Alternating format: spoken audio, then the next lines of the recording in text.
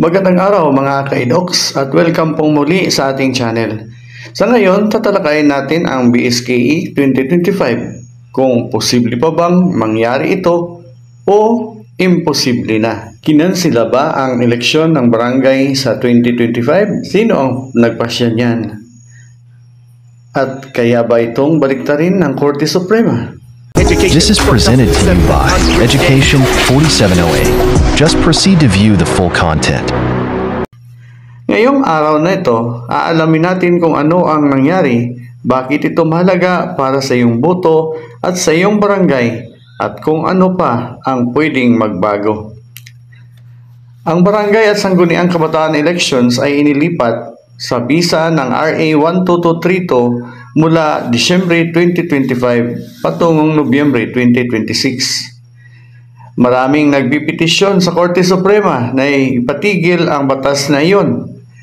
Pinagsama-sama ng Korte ang mga petisyon, tinanggihan ang agarang TRO, Temporary Restraining Order, at hiniling sa Senado, Kongreso, Office of the President at COMELEC na magsumiti ng mga komento. Ang kaso ay nakabinbin ngayon sa Korte Suprema. Buhay at mahalaga, ngunit sa ngayon, nananatili ang bisa ng batas. Kaya ibig sabihin, ipagbaliban ang BSKE sa Nobyembre 2026. Bago tayo pumasok sa legal na laban, kailangan natin ng konteksto. Ang mga opisyal ng barangay at SK ay nagpapatakbo ng mga pangunahing serbisyo sa lokal, kalinisan, mga lokal na programa sa lipunan, mga aktibidad sa kabataan, at pagpapamanatili sa kapayapaan. Sila ang pinakadirektang inihalal na opisyal ng gobyerno na nakipag-ugnayan sa mga Pilipino. Ang Republic Act 12232 sa madaling salita ay nagbabago ng termino para sa mga opisyal ng barangay at SK at inilipat ang susunod na eleksyon mula Disyembre 1, 2025 sa unang Lunes ng Nobyembre 2026 na nagpapahintulot sa kasalukuyang mga opisyal na manatili sa posisyon hanggang Nobyembre 30, 2026. Narito kung paano nangyari ang kwentong sunod-sunod, pagbalangkas sa Kongreso at paglakda ng Pangulo. Agarang legal na hamon, naghain si Romulo Macalintal ng petisyon na humihiling ng direktang labag sa konstitusyon ang RA 12232 at humiling ng TRO. Inihain noong Agosto 15, 2025. Dalawa pang petisyon, John Barry Tayam, Nestor Yusef Fuji at iba pa, ang inihain. Pinagsama-sama ng Korte Suprema ang mga petisyon. Tinanggihan ng Korte Suprema ang TRO sa oras ng paunang aksyon, ngunit pinagsama-sama ang mga kaso at inutusan ang Senado, Kongreso, Office of the President, OSG, at COMELEC na magkomento sa loob ng isang hindi nagpapalawig na panahon ng 10 araw. Yan ang kasalukuyang kalagayan ng proseso. Aktibo ang kaso, nananatili ang bisa ng batas sa ngayon. Ang TRO ay isang emergency stop sign. Ang pagtanggi ng korte sa isang TRO ay hindi nangangahulugan na napagdidesisyonan na ng korte ang kaso sa merito. Nangangahulugan ito na hindi nakita ng korte ang agaran at kapanipaniwalang pangangailangan na ihinto ang batas habang tumatanggap ito ng kumpletong impormasyon. Ngunit ang pinagsama-samang kaso ay lubos pa ring lilitisin. Ano ang mga posibleng solusyon at pagkakataon? Pagbigay ng TRO ay status quo ante order, bihira sa huling yugto. So, suspindihin ang batas habang nakabinbin ang kaso. Sa praktikal, maibabalik ba nito ang Disyembre 2025? Malamang na magkaroon ng problema sa logistics. Ideklara ang batas na labag sa konstitusyon mula sa simula. Mawawalang bisa ang RA 12232. Maaaring utusan ng Korte Suprema ang pagdaraos ng eleksyon sa loob ng panahong itinuturing sa ng Korte na makatwiran. Ito ang remedial discretion ng Korte. Ideklara lamang ang mga bagay na labag sa konstitusyon. Halimbawa, alisin ang probisyon sa pagpapaliban, ngunit iwanan ang mga teknikal na pag-aayos ng termino. Panatilihin ang oras. Maaring magpasya ang Korte Suprema ng kumilos ang Korte sa loob ng mga kapangyarihan ng Kongreso at tanggihan ang petisyon paalaala ng legal na mga realismo. Posibilidad. Dahil tinanggihan ang TRO at maaring nagsimula na ang paghahanda ng COMELEC para sa schedule sa 2026, kahit na ang isang paborableng desisyon sa huli para sa mga nagpetisyon ay maaaring huli na upang maibalik ang eleksyon sa Disyembre 2025. Sa praktikal na paraan, maaaring magbigay ang Korte ng mga retrospective na solusyon o mag-utos ng mga pagsunod sa hinaharap. Ito ay isang praktikal, hindi normative na punto. Ang mga korte ay gumagawa ng legal na order.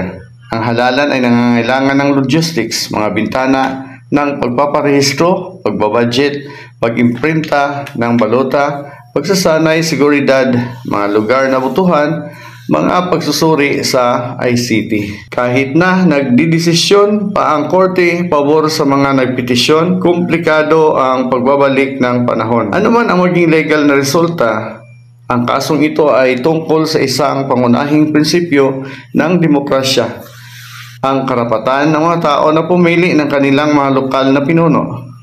Patuloy na subaybayan ang kaso, sundin ang mga mapagkatiwalaang pinagmulan, at pinakamahalaga, kapag nagaganap ang botohan, gamitin ang iyong karapatang bumoto. Aktibo at makabuluhan ang kaso, ngunit dahil tinanggihan ng Korte Suprema ang TRO at humingi ng komento, nananatili ang bisa ng batas sa RA 12232 sa ngayon at ang praktikal na posibilidad ng isang BSKE sa Disyembre 2025 ay napakaliit. May pag-asa bang mapigilan ang pagpapaliban? Oo, may pag-asa. Ang katotohanan na pinagsama-sama ng Korte Suprema ang mga petisyon, kumuha ng mga komento mula sa lahat ng kinaukulan at ang mga argumento ni Makalintal ay mukhang matibay sa karapatang bumoto. Konstitusyonal ay nangangahulugang posibleng ang Korte Suprema ay magbigay ng TRO o status quo ante order upang mapanatili ang pitsa ng Disyembre 2025. Pansamantala man lang, ibasura ang mga bahagi ng RA 12232 na nagpapaliban ng eleksyon o nagpapahaba ng mga termino. Ngunit sa totoo lang, hindi ko sigurado. Maaari ring tanggihan ng korte ang TRO, panatilihin ang batas o pahintulutan ang ilang mga bahagi ng batas ngunit humingi ng pagbabago. Ano man ang maging legal na resulta, ang kasong ito ay tungkol sa isang pangunahing prinsipyo ng demokrasya, ang karapatan ng mga tao na pumili ng kanilang mga lokal na pinuno. Patuloy na subaybayan ang kaso, sundin ang mga mapagkatiwalaang pinagmulan at pinakamahalaga. Kapag naganap ang botohan, gamitin ang iyong buong karapatang bumoto. Maaari pa rin magpasya ang Korte Suprema pabor sa mga nagpetisyon sa merito sa huli. Ngunit ang anumang remedial order ay maaaring limitado ng mga praktikal na sitwasyon. Ano ang posibleng kalalabasan? Batay sa nakaraang desisyon, tulad ng mga naunang desisyon sa pagpapaliban ng eleksyon, ang pinakamalamang na senaryo ay payagan ang Korte Suprema na manatili ang RA 12232 kahit para sa 2025, ibig sabihin walang BSKE ngayong taon. Gayunpaman, maaaring maglabas ang Korte Suprema ng desisyon na nagpapalawig ng mga limitasyon. Halimbawa, hindi maaaring paulit-ulit na ipagpaliban ng Kongreso ang eleksyon o pahabain ang mga termino ng walang hanggan. At ang batas na ito ang dapat na sa huling pagpapaliban. Sa madaling salita, halos wala ng BSKE 2025. Ang BSKE 2026 ang realistang schedule. Maliban kung ibasura ng Korte Suprema ang batas sa huli. Ngunit sa panahong iyon, nakalipas na ang 2025. Ang aking pananaw tungkol dito. Ang petisyon ay buhay at may bigat. Ngunit dahil tinanggihan ng Korte Suprema ang TRO, ang practical na epekto ng RA 12232 ang umiiral at ang susunod na eleksyon ay sa Nobyembre 2026. Ang huling desisyon ng Korte ilang buwan pagkatapos ay maaaring magdeklara ng mga bahagi ng labag sa konstitusyon para sa gabay sa hinaharap. Ngunit malamang na hindi nito maibabalik ang eleksyon sa 2025. Ang programang ito ay nagpapaliwanag ng mga legal na tanong para sa layunin ng impormasyon, hindi legal na payo. Mga ka-edoks, kung ating susuriin ang takbo ng pangyayari, napakanipis na lamang ng posibilidad na matuloy ang barangay at SK election sa 2025. Bakit? Sapagkat tumanggi ang Korte Suprema na maglabas ng Temporary Restraining Order o TRO. Ibig sabihin, nananatiling umiiral ang Republic Act 12232 at nakatali ang COMELEC na sundin ang itinatakdang bagong pitsa ng eleksyon sa Nobyembre 2026. Dagdag pa rito, ang proseso sa Korte Suprema ay hindi basta-basta. Kailangang maghain ng komento ang Senado, Kamara, Office of the Solicitor General at COMELEC. Pagkatapos nito, saka pa lamang tatalakayin ang pagdidesisyon ng mga mahistado sa kaso. Ang lahat ng ito ay tiyak na aabutin ng maraming buwan, lampas sa itinakdang Disyembre 2025 na orihinal na pitsa ng halalan. Kaya sa praktikal na pananaw, halos imposible na ang BSKE ngayong 2025. Ang mas malinaw na direksyon ay ang patuloy sa ilalim ng RA 12232 nagtakda ng eleksyon sa 2026.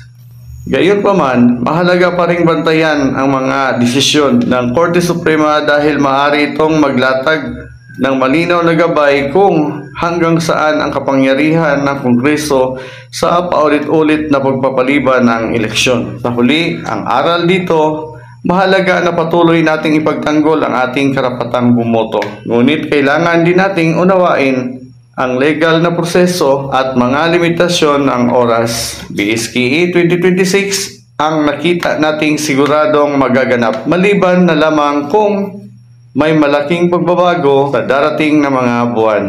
Sa ngayon, halos sarado na ang pinto para sa BSKE 2025 dahil umiiral ang RA 12232 at kulang na ang mga oras para resolbahin ng Korte Suprema ang kaso. Ang pinakamalaking posibilidad ay ituloy ang halalan sa Nobyembre 2026. Ano ang tingin nyo?